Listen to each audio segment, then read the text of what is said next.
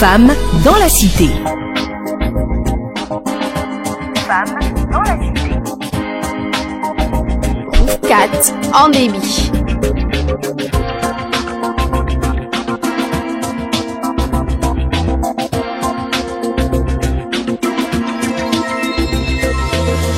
Une fois encore, nous voilà au rendez-vous de votre émission Femmes dans la Cité cette semaine.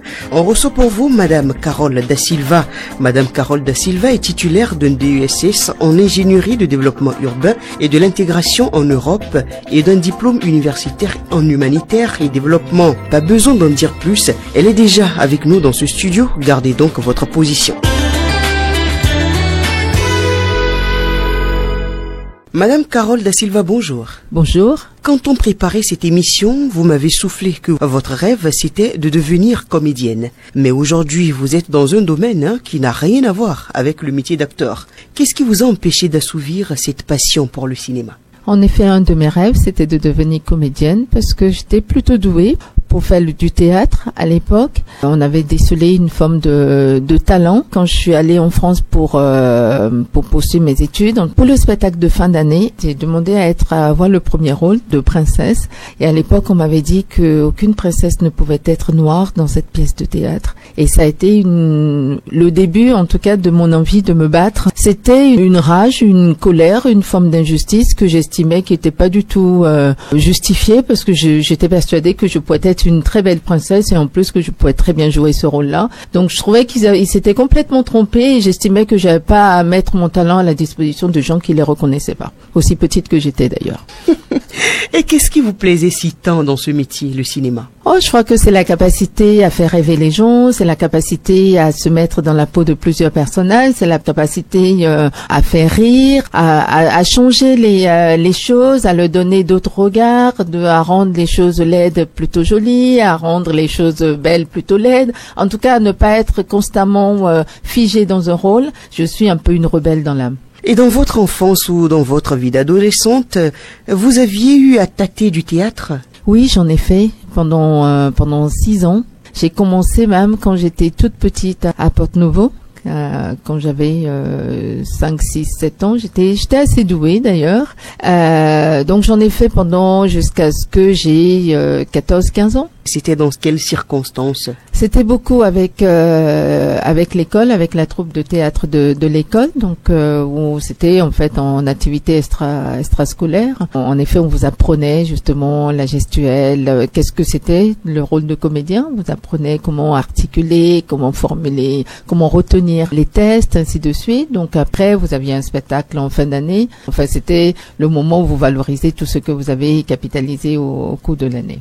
Aujourd'hui, Carole da Silva, vous êtes spécialisée dans le développement local et urbain. En quoi ce choix comble-t-il le vide créé par le métier d'actrice de cinéma que vous n'avez pas pu exercer ? Alors parallèlement, j'avais un père de qui j'étais très proche, donc qui était ingénieur agronome, qui a beaucoup travaillé à la FAO, qui était spécialiste dans tout ce qui est développement rural et urbain. Donc je pense que cette envie de faire quelque chose qui se rapprochait en tout cas du domaine et de la voie que m'a montré mon père, s'est imposée de fait. Et je pense que de toutes les manières, en étant acteur, en tout cas professionnel dans tout ce qui est développement urbain, dans tout ce qui est enjeu de société, dans tout ce qui est maîtrise de son environnement, changement, quelque part, vous faites aussi du cinéma parce que vous vous adaptez, vous devez avoir une grande capacité d'adaptation, vous devez apprendre à être à l'écoute des autres, à savoir ce que vous pouvez leur transmettre et les aider à devenir meilleurs. C'est pas un regret parce que finalement, entre les rêves d'enfance et ce que vous devenez adulte, les choses échangent, il y a un fossé. Donc bon, je suis assez contente de ce que je fais aujourd'hui, donc j'ai pas forcément de regrets parce que j'aime pas en avoir. Où avez-vous fait vos études ? J'ai commencé mes études à Bordeaux, ensuite à Paris, et où je vis encore d'ailleurs. À Paris depuis quand ? Je suis montée sur Paris, c'était dans les années 94, et où je demeure depuis, voilà. Et pourquoi avoir choisi finalement le développement local ? C'était une nécessité ou un pur hasard ? Je pense que c'était un hasard, mais quelque part, comme je crois pas au hasard non plus. Donc, en fait, j'ai commencé après mon bac et je voulais être psychologue, mais je me suis prise très tard pour être acceptée dans la formation parce que j'avais été faire la fête juste après mon bac pendant très très longtemps, donc j'ai raté la sélection. Ensuite, j'ai décidé de faire un DUG à l'époque en administration et gestion des entreprises et je me suis ennuyée à mourir. Et j'ai appris qu'il y avait cette formation qui venait de démarrer à Bordeaux 3 et c'était su concours. Et je me souviendrai toujours parce que j'ai eu l'information le matin et c'était le dernier jour en fait. Donc j'ai dû rassembler tous les documents, les diplômes, ainsi de suite pour pouvoir passer en tout cas l'épreuve. Et ça s'est bien passé. Donc j'ai pris ça comme un signe en tout cas du fait que j'étais au bon endroit au bon moment et que c'était ce qu'il fallait que je fasse. Oui. Et ça s'est très bien passé, donc j'ai continué dedans. Quand on parle de développement local et urbain, qu'est-ce que cela implique? Est-ce qu'il y a un sens différent selon qu'on vit en Afrique ou en Europe? Puisque Madame Carole da Silva, je dois rappeler à nos auditeurs que vous vivez encore en France, même si vous avez envie de plus en plus de revenir vous installer au Bénin. Ça c'est entre parenthèses puisque nous allons y revenir. Donc, est-ce qu'il y a une différence, le développement local et urbain selon qu'on soit en Afrique ou en France? Absolument. Il y a une grosse différence parce que quand on parle développement local et urbain, on parle de tout ce qui est environnement socio-urbain, on parle de la participation des habitants, on parle de l'implication des habitants, on parle des enjeux sociopolitiques, on parle de l'engagement sociétal, on parle de la responsabilité sociétale des entreprises. Donc ça recoupe énormément de paramètres et l'objectif en fait d'un développeur socio-urbain, c'est justement d'avoir un rôle transversal, un rôle beaucoup plus global qui tient compte de tous les paramètres, de tous les enjeux liés à un territoire, à une agglomération, à un quartier, à une ville, à une cité. Les réalités ne sont forcément pas les mêmes. Absolument pas. Avez-vous l'impression que ce que vous appelez aujourd'hui développement local et urbain est une priorité chez les gouvernants africains plus précisément? Alors, je pense que ça devrait l'être, mais je n'en suis pas sûre parce que sinon on en verrait les fruits sur le terrain. Et quels sont ces fruits que cela devait impliquer si tant est que nos gouvernants avaient à cœur le développement local?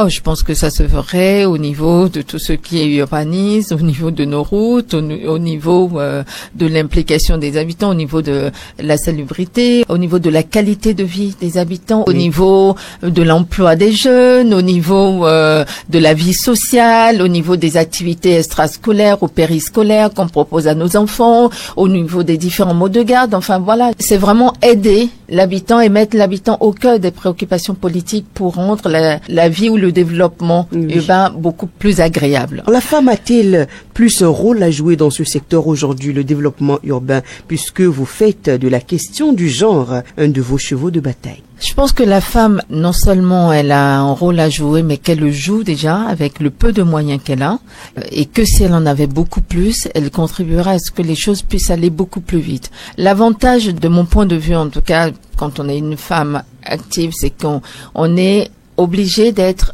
opérationnel, d'être pragmatique et d'aller à l'essentiel parce qu'on a plusieurs casquettes. Donc du coup, vous n'avez pas le temps de passer à parler que des choses qui sont futiles. Vous êtes obligé d'aller à l'essentiel et la différence aussi, je pense, entre la gouvernance entre un homme et une femme, c'est qu'on tient compte aussi des enjeux, pas uniquement pour nous, mais aussi pour notre environnement. Quand on parle de succès, quand on parle de pouvoir, quand on parle d'empowerment, quand on parle de capacité à changer les choses, la femme, elle n'est pas auto-centrée sur elle. Certes, elle peut être ambitieuse, certes, elle peut avoir du pouvoir. En revanche, la plupart des actions qu'elle met en place contribuent malgré tout à changer sa société, à changer son environnement. Elle n'est pas égocentrique. Elle peut l'être, parce que des fois, ça peut être une qualité. En revanche, elle n'est pas uniquement cela. Vous vous intéressez à la question du genre. Est-ce une priorité aujourd'hui ou c'est en train d'être dépassé, le genre? Je pense que ça a toujours été au cœur des préoccupations selon les différentes, on va dire, mesures politiques ou selon les personnes qui sont aux affaires, comme on dit. Malgré tout, ça reste un sujet qui, selon les moments, peut être absolument soutenu et d'autres moments un peu moins. ça fait un peu comme un effet de mode. En revanche, les combats qui ont été menés par des femmes depuis de nombreuses années, et notamment ne serait-ce que à partir des années 1945 pour avoir le droit de vote, tout simplement, ça a été des vrais succès pour toute la gente féminine. En revanche, je pense qu'il y a encore énormément de combats à faire, que contrairement à ce qu'on imagine, l'égalité, en tout cas, je veux même pas parler de parité encore parce qu'on en est très loin dans nos sociétés africaines, ne serait-ce que l'égal accès aux droits, pour moi, est encore très loin. Donc je pense qu'on a l'impression que le combat, il est gagné parce que oui, on voit des femmes sur le marché de l'emploi, on voit des femmes qui occupent des postes, plus ou moins qui sortent des têtes, mais malgré tout, d'une part, il faut déjà voir le prix qu'elles ont dû payer pour accéder à ces postes-là. Comment est-ce que entre nous aussi, entre femmes, on se fait pas mal de croche-jambes? Et pourquoi et quand est-ce que ça va finir? Moi, je suis relativement pessimiste du coup par rapport à ça parce que je pense que ça finira à partir du moment où on prendra conscience que agir ne devrait pas être uniquement pour soi, que tout ce qu'on fait, nous avons tous une responsabilité par rapport aux générations futures et nous sommes toutes des mères, des femmes, des épouses, des sœurs, enfin bon bref, toutes les casquettes qu'on peut avoir et que à partir du moment où on essaiera de ne plus réfléchir en tout cas de façon unilatérale mais de réfléchir de façon plutôt globale, peut-être qu'on pourra contribuer à ce que les choses changent, mais j'y crois plus trop. Vous êtes sur Femmes dans la Cité, ne partez pas, on se retrouve dans quelques instants, le temps d'une courte pause.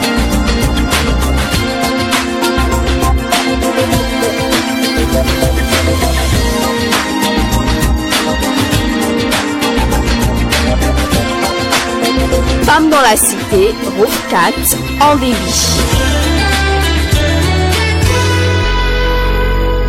Je le disais tantôt, Madame Carole da Silva, vous comptez revenir vous installer au Bénin pour implanter ce que vous appelez la FIP, c'est-à-dire l'association pour favoriser l'intégration professionnelle. Qu'est-ce que vous avez noté de préoccupant ou même d'anormal dans le secteur de l'intégration professionnelle et que vous cherchez à corriger au Bénin? J'ai créé la FIP en France, c'était en 2002. Pour justement lutter contre les discriminations liées à l'origine, en fait, sur le marché de l'emploi en France. En Afrique, en tout cas au Bénin, je vais être obligée de revoir un peu, ma copie par rapport à ça. Pourquoi revoir votre copie par rapport à ça? Parce que la discrimination liée à l'origine ne se traduit plus de la même manière. Je pense qu'ici, on peut trouver des inégalités, on peut trouver des discriminations liées au genre, on peut trouver des discriminations ethno-culturelles, on peut trouver des discriminations peut-être liées à la religion. En revanche, la question de l'origine, elle ne se pose pas puisque de fait, on est tous noirs, en tout cas en majorité, ce qui n'est pas notre cas en Europe et en France, donc où on doit se battre 2, 3 fois ou 4 fois plus pour avoir notre place et encore. Donc l'idée de départ, c'était celle-là, c'était de dire on a tous fait les mêmes formations, on est tous de nationalité française, on a grandi dans les mêmes... On est tous humains. Voilà, on est tous humains, on a grandi dans les mêmes écoles et il est hors de question que le principe républicain qu'on nous a tant rabâché sur l'égalité ne soit pas appliqué quand on arrive sur le marché de l'emploi dès qu'il y a des enjeux économiques. Donc l'idée de départ, c'était ça, c'était de dire d'abord pour être égaux, il faut être différent. Donc nous assumons notre différence et nous voulons la faire valoir parce que nous avons les mêmes compétences et nous estimons que nous pouvons contribuer au développement de cette société-là. En revanche, au Bénin, les choses ne sont pas tout à fait les mêmes choses. Par contre, la question de l'emploi, du taux de chômage des jeunes reste tout aussi préoccupant que ce soit en Europe, que ce soit en Afrique, que ce soit au Bénin. Donc ici, ça sera plus sur toute cette question intégration professionnelle des jeunes pour pouvoir leur faciliter l'accès à l'emploi. L'adéquation entre les formations qui sont délivrées, les diplômes qui sont délivrés chaque année et les besoins du marché de l'emploi, l'accompagnement des entreprises sur toute la problématique RH, gestion prévisionnelle des emplois. Voilà, je pense que ça va être plus des choses comme ça qu'on pourra faire au Bénin qui répondraient plus aux besoins et aux attentes du marché local. Est-ce que l'environnement est favorable? L'environnement est très difficile, voire hostile. Mais bon, qui ne tendent rien à rien. Et moi, je suis en effet portée par la flamme de contribuer à ce que les choses changent. Donc, l'adversité ne me fait pas peur. Bien au contraire. Parce que du coup, face à l'adversité, je pars du principe que je tiens le bon bout et que j'ai absolument raison d'aller dans ce sens-là. Donc, voilà. Je garde souvent en mémoire des propos de mon père qui me disait souvent, ne permets à personne de te dicter ce que tu vas faire de ta vie, tu choisis ce que tu veux en faire, mais assure-toi d'en avoir les moyens avant de décider de le faire. Donc c'est ce que j'ai décidé de faire. Et d'abord, quand on parle d'intégration professionnelle, qui sont ceux-là qui sont visés? Est-ce que ce sont les diplômés sans emploi? Est-ce que ce sont les déflatés? Carrément, est-ce que c'est toute la population? A priori, c'est pour toute la population, puisque quand on arrive à un certain âge, selon sa formation, la question de l'insertion professionnelle et de l'intégration professionnelle se pose. En revanche, moi, mon activité, en tout cas ma cible, est concentrée sur les diplômés sans emploi.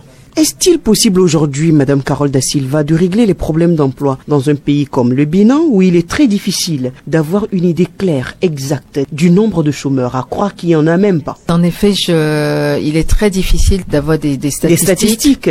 C'est vrai. Et par conséquent, ça fausse votre analyse et la stratégie que vous devez mettre en place pour pouvoir atteindre votre objectif. Mais il suffit juste de regarder autour de soi, dans chaque maison, dans chaque famille, le nombre de personnes qui sont sans emploi ou qui font des emplois qui sont complètement déconnectés de leur formation d'origine. Le nombre d'emplois informels, je crois que ça doit être, selon le Bureau international du travail, c'est évalué à peu près à 90% des emplois se situent dans le secteur informel. Donc ce qui est énorme. Je ne pourrais pas tout faire parce que je suis pas Wonder Woman et j'ai pas non plus la baguette magique. Mais la détermination y est quand même. Mais la détermination y est. Je contribuerai du mieux que je peux à aider ce que je peux. Et je pars du principe que même si c'est un, même si c'est deux, même si c'est une dizaine, ça aura déjà été quelques personnes qui auront été sauvées de la méandre de la situation dans laquelle ils se trouvent. Donc voilà. C'est vrai que vous êtes venu au Bénin il n'y a pas très longtemps et vous avez certainement eu le temps aussi de voir un peu ce qui s'y passe. Est-ce que vous pensez qu'ils sont logés à la même enseigne, ceux-là qui cherchent du travail? À quel niveau se situent selon vous les disparités ou les inégalités? Est-ce au niveau de la formation? Est-ce au niveau de l'ethnie, de la race ou de la région d'origine? Parce que de plus en plus chez nous ici au Bénin, à tort ou à raison, on parle d'un certain régionalisme qui gagne du terrain. On est dans une société qui est une société de réseau. Et c'est quoi une société de réseau? Une société de réseau, c'est ce qu'on appelle le marché caché. Ça veut dire qu'avant que la publication de l'offre n'arrive au niveau du public, il y en a qui sont déjà informés. Le poste est déjà pourvu. Ah ben oui. Donc on est dans une société qui fonctionne comme ça et finalement tout le monde se tient par ce fonctionnement. Donc c'est très difficile du coup en effet de permettre à ceux qui n'ont pas accès à ce réseau, ceux qui ne sont pas issus de du même milieu social, ceux qui n'ont pas des parents qui leur permettent justement d'être très bien connectés, de pouvoir en effet faire valoir leurs compétences au même titre. Et c'est une des discriminations dont on pourrait parler tout à l'heure, parce qu'à situation comparable, le traitement n'est pas le même. En revanche, je ne pourrais pas trop parler ni de régionalisme, ni d'ethnicisation, parce que je le maîtrise pas trop, donc je préfère ne pas aller sur ce terrain-là. J'espère qu'on va pas aller, en tout cas qu'on va pas développer ce sentiment, parce que pour voir ce que ça a pu provoquer dans d'autres pays, j'exhorte en tout cas chacun de nous à garder la tête froide dans ce sens-là pour ne jamais tomber dans ces travers, parce que ça peut arriver très très vite et après les séquelles sont tellement grandes. Pour un petit pays comme le nôtre, je suis pas sûre qu'on puisse s'en relever. Je pense qu'on a énormément de potentiel, qu'on a toujours vécu en bonne intelligence, quelles que soient les régions d'origine, quelles que soient nos religions. Et je trouve que c'est un modèle, en effet, pour pas mal de sociétés en termes de tolérance et de mieux vivre ensemble. Et comment comptez-vous lutter contre les discriminations liées à l'origine sur les marchés de l'emploi? C'est vrai, ici, il n'est pas question forcément de l'origine, mais il y a des discriminations qui s'imposent. Quelle va être la solution magique de la FIP au Bénin? Il n'y a jamais de solution magique, il y a des solutions qui s'adaptent au contexte et qui s'adaptent aux enjeux. Au Bénin, je pense qu'on essaiera en tout cas de mettre en place des formations de sensibilisation auprès des entreprises, auprès des institutions, sur les enjeux d'une politique égalitaire et d'une politique de diversité. Comment est-ce que ça contribue en tout cas à un développement de la société? Mais c'est vrai que on est au tout début de toutes ces réflexions, je trouve, en tout cas dans nos entreprises, dans nos institutions au Bénin, en tout cas, que des fois j'ai l'impression d'utiliser un jargon qui est complètement en décalage et j'essaye de m'approprier, on va dire, le jargon local. Donc il y a le jargon béninois. Voilà quoi, j'essaye parce que c'est aussi c'est le premier pas pour être dans la communication avec d'autres personnes avec lesquelles vous n'avez pas forcément évolué et que vous n'avez pas forcément eu les mêmes prérequis Vous êtes obligé de vous adapter. Donc j'essaye de m'adapter à ce langage-là et espère après, une fois qu'on sera du coup sur le même, on va dire les mêmes ondes, avoir du coup les mêmes fibres optiques pour bien se communiquer et ensemble pouvoir changer les choses. Je ne viens pas avec mes gros sabots pour dire je sais tout, je connais tout, je viens vous apprendre des choses, pas du tout. J'estime qu'il y a déjà énormément de choses qui sont faites et qui continueront pas à se faire avec ou sans moi. En revanche, j'aimerais apporter un peu de ce que j'ai déjà eu à tester à d'autres endroits qui ont marché et en fait profiter à mon pays. J'ai fait la même chose en France, je le développe aux États-Unis. Je trouve que c'est dommage de ne pas pouvoir le faire ici. Et pour moi, c'est aussi une forme de clin d'œil de refaire, on va dire, le commerce triangulaire, mais sur la base de l'emploi. Et là, c'est pas, les gens ne sont pas déportés de force. Je leur apporte des solutions. Loin de moi l'idée de vous décourager, Madame Carole da Silva. N'avez-vous pas peur de tout quitter, de tout abandonner en France, où vous vivez depuis plusieurs années et où tout semble vous sourire, pour venir vous installer au Bénin? Je ne quitte pas tout, je n'abandonne pas tout parce que la France reste ma base. Oui. C'est ça qui me donne la légitimité de ce que je peux faire ici, parce que sans mon siège, ça restera quelque chose que je vais redémarrer à zéro, ce qui n'est pas mon but. Je n'abandonne pas tout parce que j'ai besoin justement d'aller aussi puiser de la ressource à l'extérieur pour venir la déverser ici. Je ne vous le souhaite pas. Mais si jamais cela ne marchait pas, comme vous l'auriez souhaité, considéreriez-vous cela comme un échec personnel ou comme la conséquence d'un environnement hostile à tout projet de développement? Non, parce que je pars du principe que quand vous vous lancez dans un projet, quel qu'il soit, il y a toujours un risque d'échec. Et j'ai un fonctionnement très pragmatique. C'est que dans toute situation, d'ailleurs, il y a un adage qui dit que à tout malheur, toute chose est bon. Donc,